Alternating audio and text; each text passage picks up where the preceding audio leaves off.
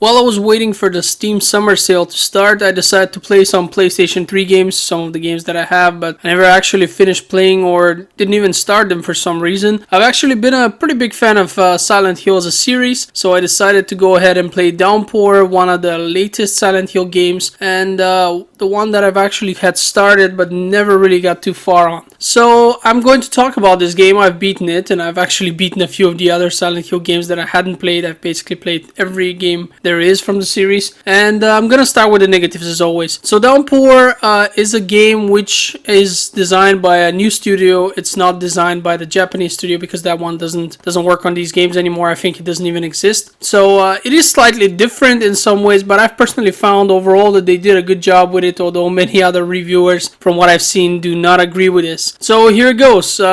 First with the negatives as always. One of the things that I'm really annoyed about is the fact that the game frame rates a lot, so technically it's not working very well. For some reason I would get stuttering, which would either be during hidden loading screens or during saving. Of course, if there's an achievement of some sorts, that will basically make the game freeze up for a second, and that was not good. I did not like that at all, and I wish they had optimized it a little bit more, but it's not the end of the world, but still very annoying and quite unusual on console games. The next thing that I want to talk about is the shooting mechanics in the game. Shooting in this game is terrible. If you want to shoot, you have two options. Either you just shoot by pressing the one button, which basically makes your character shoot without aiming. He doesn't shoot by aiming down sights. Or you can press one button to aim down sights and then use the analog stick to try to adjust your angle and shoot at the enemies. Now the secondary option is horrible because for some reason, well, first of all, shooting any kind of first person behavior on a console is crap, and I know there are people out there who will disagree with me, but those are really just people who play only on consoles, or they play it on consoles for the huge majority of the time and they don't really have something to compare to because they're not used to PC. That I am somebody who has played on consoles and computer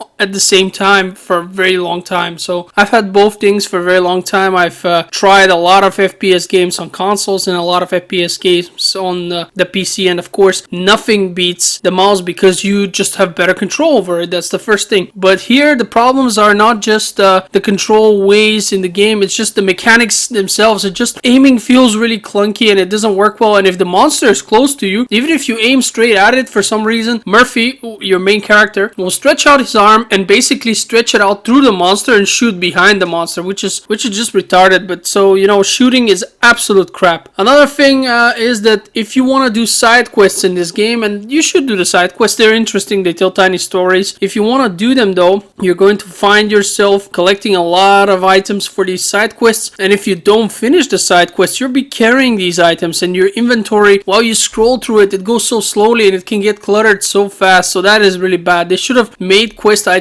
appear somewhere else separately, so you don't have to, you know, if you want to go and change your weapon, or, well, not change your weapon, but use some kind of item or something like that, so you don't have to actually go through all the side quest items and reach the one that you need. It's just not good. Now the next point is that there are no facial animations for some reason. Your characters show no emotions through the face, so they rely pretty much only on the voice acting, which can look really ridiculous. Here's a good example of it.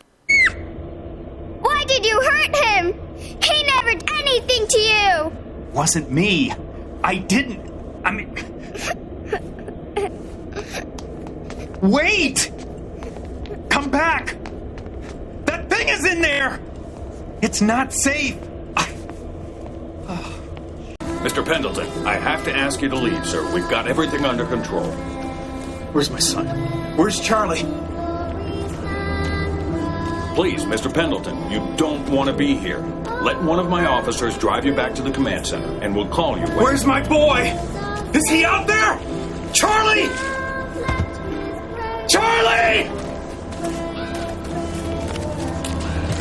Charlie! Charlie!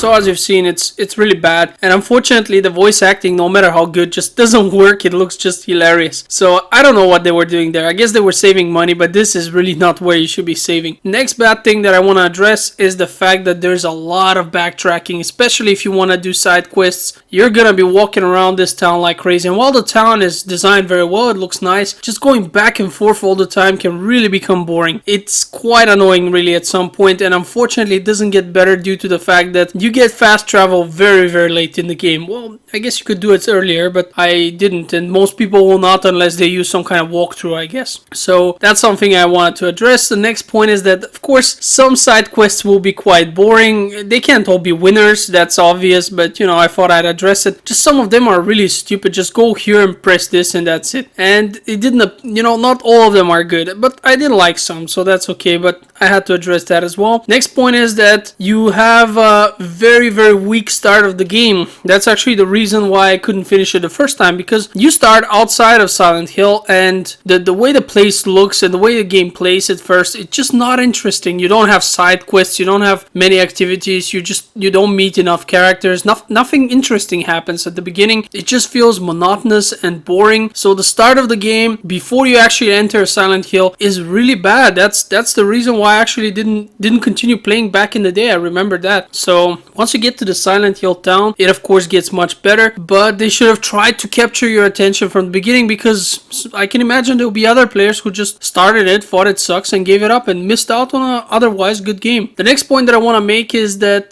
the system which determines the endings that you will get is very bad, especially because it takes into account whether or not you killed monsters and how many. And killing monsters is bad. If you want a good ending, you should not kill too many monsters. Now, the game's not gonna tell you that at any point. I read that on the internet and it's been confirmed by many people, so it must be true. But it's just idiotic. Why would you not want to kill the monsters? I mean, at least there should be some kind of information telling me that. It just feels wrong. I hate it when games restrict you on a core mechanic. You know, they make a fighting system, they give you lots of things you can fight with, which can be quite entertaining, you know, using a lamp to smash the head of a monster or something like that. And then they punish you for doing that. That's just nonsense. That reminds me of Dishonored 1, you know, where killing guys was actually how you got the bad ending. You're an assassin, but you're not supposed to assassinate. It's idiotic. These people really, I don't know what's wrong with them. Anyway, I don't want to digress. I'm gonna move on. Another thing that I want to address is how ladders work in this game. So Murphy is going to automatically grab onto a ladder and climb it all the way, or up or down, as soon as you go close to it. Now, this is bad for a number of reasons. First of all, sometimes you will go upstairs, you know, a ladder, and the camera will switch, you'll press forward, but Murphy will make a step back and hope you will start going down the ladder again, which is bad. And sometimes you don't want to climb a ladder, you just pass next to it, Murphy grabs onto it, and you gotta watch him climb it, you gotta watch him climb it down again, you know, and then you can continue on your merry way. So the ladder's not a good idea. The next point is weapon restrictions. You need certain weapons to reach certain places. There's a harpoon that you can get, and that harpoon is used to pull down ladders in order to get to special places. And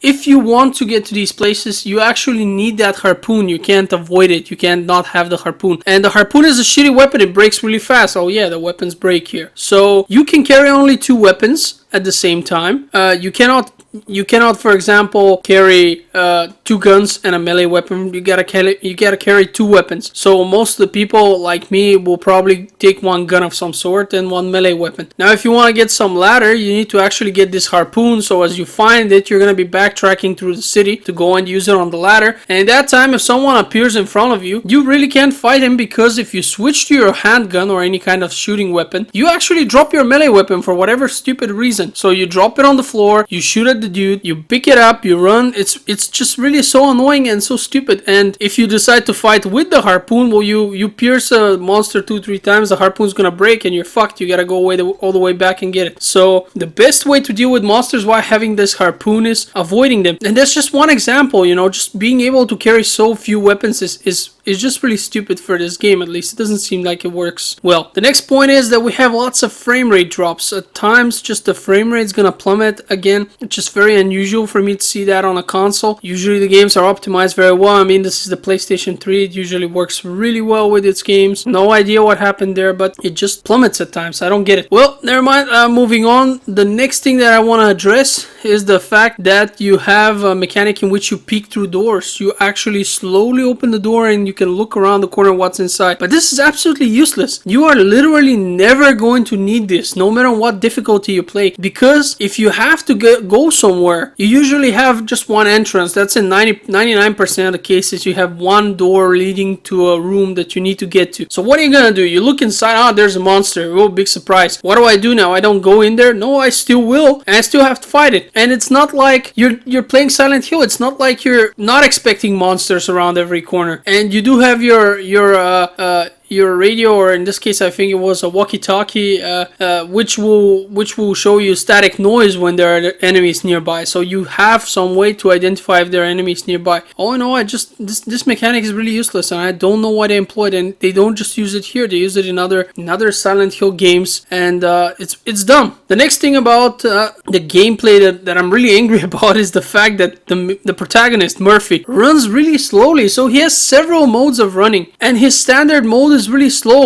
If he's running during the running sections where you run from this void that's chasing you, then he runs really fast. If you're being chased by a monster, suddenly Murphy sprints fast. But if you're just running through town, suddenly he's jogging really slowly and having a great time, which is just awful because you have to backtrack so much. It's just really infuriating. I don't get why he has to have so many things. Just give him one run and one walk and that's it. The next thing that we get to talk about is that there are no completion rewards. That means you don't get any special weapons, you don't get anything except an ending at the end of the game. So there's no real reason to replay the game unless you want to see some side quests that you've missed. And it just, other Silent Hill games in the past would give you some kind of rewards for, depending on how you played and stuff, some kind of special weapons with endless ammo and stuff like that, which would make the game really easy, and it would make it really easy to get certain achievements after that, get certain other things that you didn't do. And this game does not do that, so that's a pain in the ass. Next point I want to make is that some monsters are annoying. Some monsters will force you into QTE. They will knock you down, and it takes a moment for Murphy to get back up. The screaming chicks will scream, you get stunned, you need to play a QTE in order to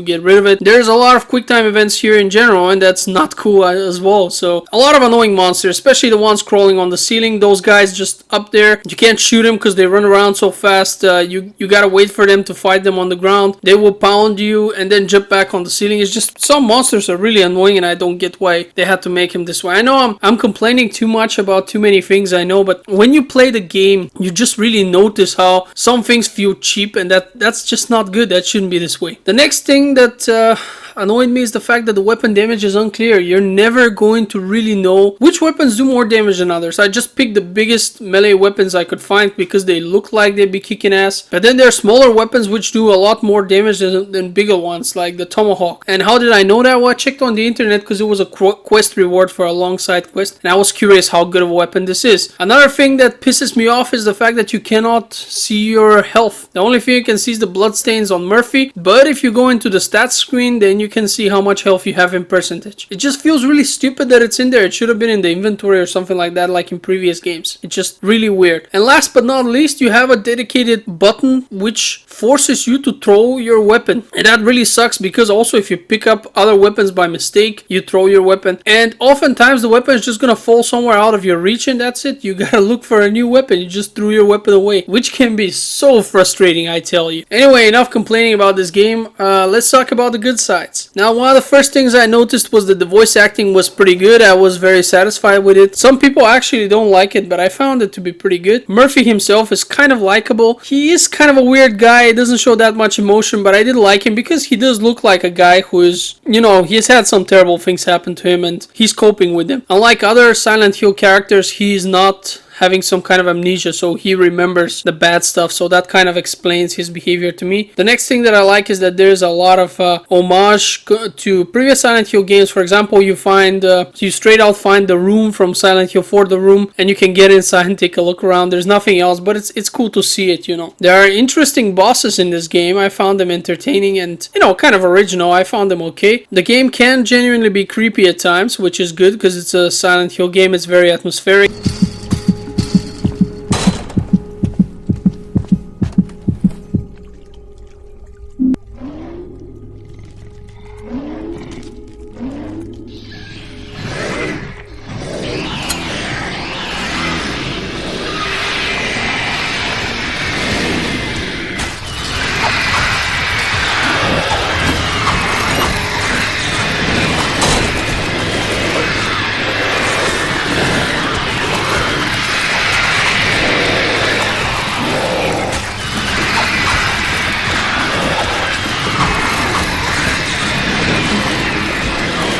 and the side quests were mostly entertaining. I actually enjoyed doing them, so I would advise, if you play this game, definitely do the side quests, because you'll be bored otherwise and it probably will end too fast. The difficulty is done very well. You can really make it really hard or really easy to adjust to however you want to play the game, so that's pretty nice. And the last point that I want to address is that the chase sequences, which are happening several times throughout the game, are actually not only interesting but also visually appealing. They look interesting. And if you've played, for example, Silent Hill Shattered Memories, where you have chase sequences, these here in Downpour are really interesting and entertaining. In Shattered Memories, they are shit. That's pretty much it. There isn't much more to say about this game. I mean, you gotta play it to really see it. I found it to be all in all overly entertaining. I think that it's kind of sad that I didn't finish it back in the day, but I'm glad I did now, because it was very good. I enjoyed it, and many people don't like it because it's a different team and it's not exactly the Japanese horror, but I found it ultimately to be done well, and I would love to play more. It's definitely much better, for example, than Homecoming in pretty much every aspect, although I kind of dislike that the weapons are breaking, but okay, it wasn't so bad. I got used to it. Yeah, so thanks for watching my video, and I hope you take a look at the other ones. I actually have reviewed now also